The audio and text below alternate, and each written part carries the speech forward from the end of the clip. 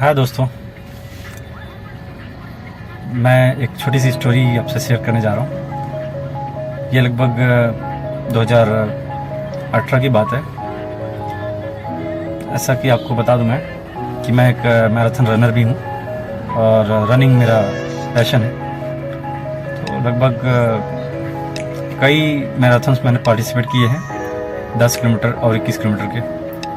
Goregaon sport club से मैंने second position का एक इनाम भी लिया है। तो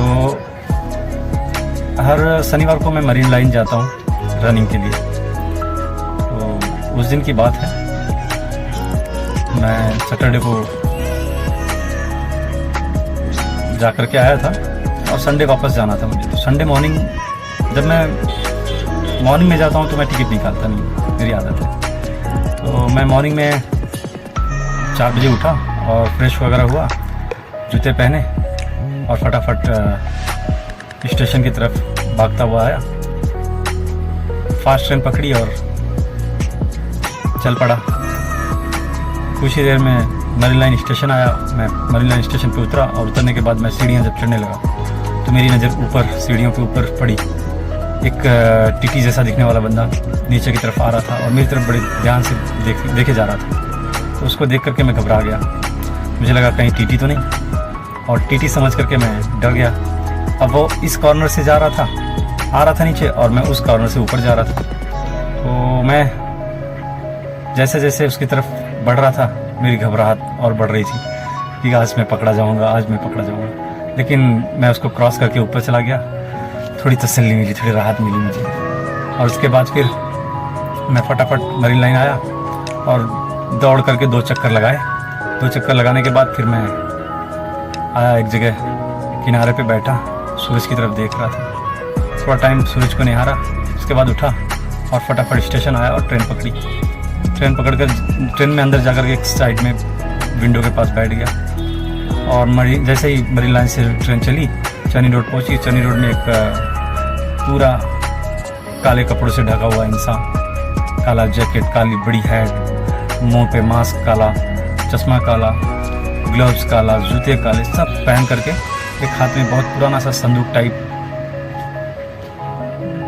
बैग लेकर के अंदर बैठा। मेरे जस्ट सामने अपोजिट में बैठा। जैसे वो मेरे सामने बैठा, उसके एंट्री लेते ही मतलब अजीब सी स्मेल, गंदी स्मेल आ रही थी। तो जैसे सड़ा हुआ सा, तो मैं थोड़ा सा अजीब सा लगा मुझे। लेकिन अब वो सामने बैठा था तो मैं कुछ बोल नहीं सकता था। लेकिन फिर भी अंदर अंदर डर रहा था कि पता नहीं कौन है, ये तो एकदम विलन जैसा लग रहा है, मूवी के जैसे विलन जैसा। तो उसने मुझसे इशारे में पानी मांगा। मैंने पानी का बोतल था मेरे हाथ में, दे दिया उसको। उसने उस बोतल को पानी पिया और पी करके वापस मुझे दिया बोतल को। जैसे हाथ में बोतल लिया, चिपचिपा सा उसके हाथ का लगा हुआ चीज़ मेरे हाथ में लग गया। मैंने ऐसे बोतल को साइड में रखा, ऐसे किया, स्मेल किया, गंदा सा स्मेल, मुझे वोमिटिंग जैसा हुआ। मैं बाहर आ गया, गेट के पास आके खड़ा हुआ। थोड़ा टाइम बाद सोचता ही रहा, तब तक माहिम स्टेशन आया। सोच रहा था मैं कंपार्टमेंट चेंज कर दूं। सोच ही रहा था, तब तक ट्रेन चल पड़ी। मैंने कहा जाने दो। और जैसे ही ट्रेन चल पड़ी, थोड़ी स्पीड में हुई, वैसे ही वो बुजुर्ग आदमी आया और फटाक से कूद पड़ा, उतर गया। मैंने कहा चलो अच्छा है, बला टिली।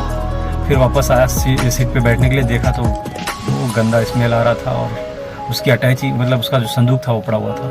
मैंने करके गेट के पास भाग कर आया, देखा तो वो जा चुका था। तो मैंने सोचा उसका सूटकेस मुझे देना चाहिए। तो मैंने बांद्रा स्टेशन पे उतर करके वापस ट्रेन पकड़ी और माहिम आया। माहिम आकर के देखा तो वो गायब हो चुका था। हाँ, बाहर सकता हूँ, सब जगह ढूंढ डाला, कहीं नहीं दिखा। फिर मैं उसका संदूक लेकर के बैठा। मैं सोचता कहीं भूल ना हो, मैं डर गया। फिर भी हिम्मत करके मैंने उसका संदूक खोला तो उसके अंदर एक डायरी दिखी मुझे।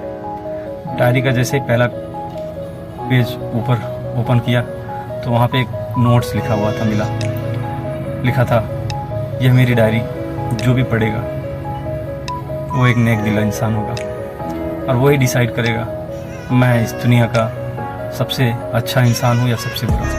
क्योंकि मैंने अपने जीवन में बहुत गलत काम किए हैं। मैंने अपने जीवन में लगभग 100 से ज़्यादा लड़कियों की ज़िंदगी बर्बाद की, ऐसा मेरा मानना है। लेकिन उसमें से कुछ लड़कियां ऐसी हैं जो चाहती हैं मुझे, जो सोचती हैं कि मैंने उनका जीवन संवार दिया, उनका भविष्य बना दिया, और वो मुझे आज भी चाहती हैं और वो मुझे ढूंढ रही हैं। लेकिन नहीं, मैं अब उस काबिल नहीं रहा। मैं जब था वैसा तब था, आज भी मेरे अंदर, मैं मतलब एक तरह से सेक्स एडिक्ट हो चुका था। आज भी मेरे अंदर वो चीज़ है और मैं अब जीना नहीं चाहता, क्योंकि मैं बीमारी से ग्रस्त हूँ और मेरा शरीर धीरे धीरे सड़ता चला जा रहा है और मैं मर जाने वाला हूँ।